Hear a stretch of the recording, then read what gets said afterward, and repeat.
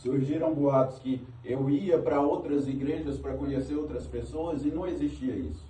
Se eu não estou aqui nesse podcast hoje para mentir, para enganar, mas se existisse eu falaria, eu já praticava, mas não praticava.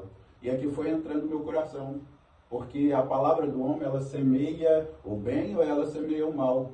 E naquele caso semeou o mal na minha vida. Não existia aquela história. E a Bíblia diz que não pode sair água doce e água salgada de uma só fonte. Exatamente. Né? Ou você é instrumento de Deus, ou as suas palavras são palavras que edificam, ou você é água saloba. Né? As suas palavras desconstrói.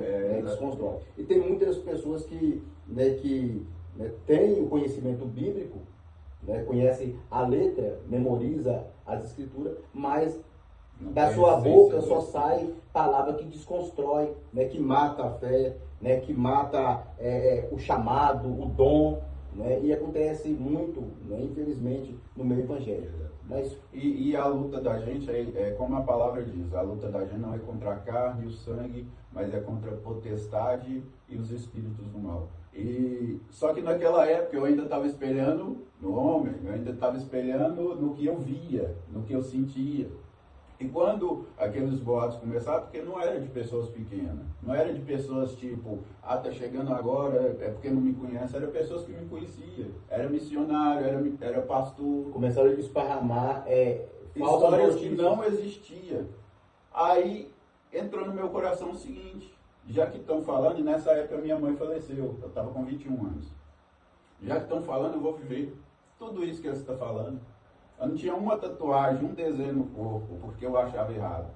Mas nasceu no meu coração, vou viver tudo aquilo que o povo está falando que eu estou fazendo. Você gerou uma revolta devido a tantas pessoas falar algo que você não viveu, você passou assim, então vou viver para poder...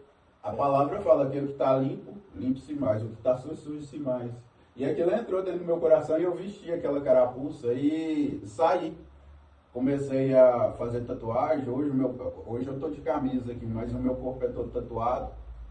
Comecei a fazer programa, a envolver com homens e para mim aquilo era liberdade, mas na verdade era libertinagem. Hoje o povo confunde muito a liberdade com a libertinagem. Libertinagem é fazer aquilo que te ofende, aquilo que atrapalha a sua vida, porque todas as vezes que eu fazia aquilo, no momento eu estava feliz. Mas depois dava um pesar, porque quem já conheceu o Santo dos Santos, em outro lugar não consegue viver. E quando acontecia tudo aquilo, por exemplo, eu saía e ficava com alguém, eu saía e fazia um programa, eu saía e usava droga, quando eu estava lá no meu quarto eu lembrava quem eu era. Eu lembrava que Jesus tinha começado uma boa obra na minha vida. Mas a boa obra ela continua, mas a gente, como homem, como mulher, tem o poder de atrapalhar o processo de Deus. E o diabo, ele usa isso. Ele usa o meu livre-arbítrio, o seu livre-arbítrio, para atrapalhar o processo de Deus. Para tentar pegar aquela semente que é do Senhor Jesus e não deixar ela virar uma árvore. E essa foi a tentativa. Eu fui afundando. Nesse período eu saí da igreja, conheci um rapaz, morei com ele durante 7 anos. Então você assumiu sua homossexualidade? Assumi, para mim, para minha família e para quem quisesse saber. Sim. Porque na minha cabeça agora, eu volto a dizer, eu era livre. Entendi. Eu era livre para fazer o que eu quisesse. E algumas pessoas diziam assim, quando descobri que eu usava droga, falavam assim, mas eu nunca vi você cheirando, mas eu nunca vi você fumando uma maconha, fumando um berel. Mas às vezes as pessoas alguma coisa na sua frente, mas lá no íntimo é outra coisa. Sim, verdade. E eu era isso. Uma pessoa que trabalhava, uma pessoa que corria atrás, mas uma pessoa que tinha uma história, vamos dizer, suja. No lado obscuro. Exatamente, que estava ofendendo a mim mesmo, atrapalhando a minha vida. E nisso, eu nunca fui aceito, nem lá na homossexualidade, nem fora da homossexualidade.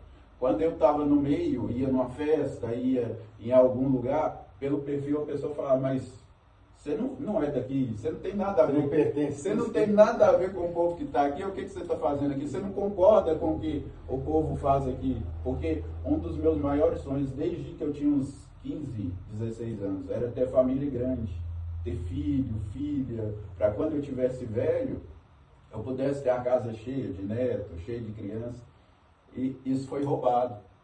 O diabo ele vem para usurpar aquilo que é o seu sonho, aquilo que é o seu plano.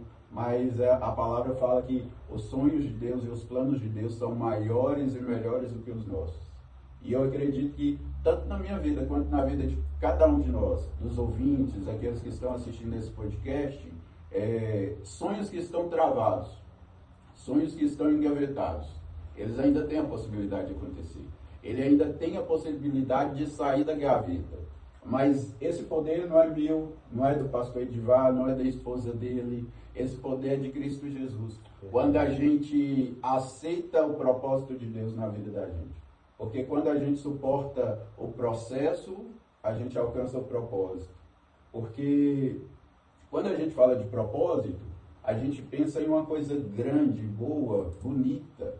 Mas todo propósito tem um processo. E às vezes o processo ele é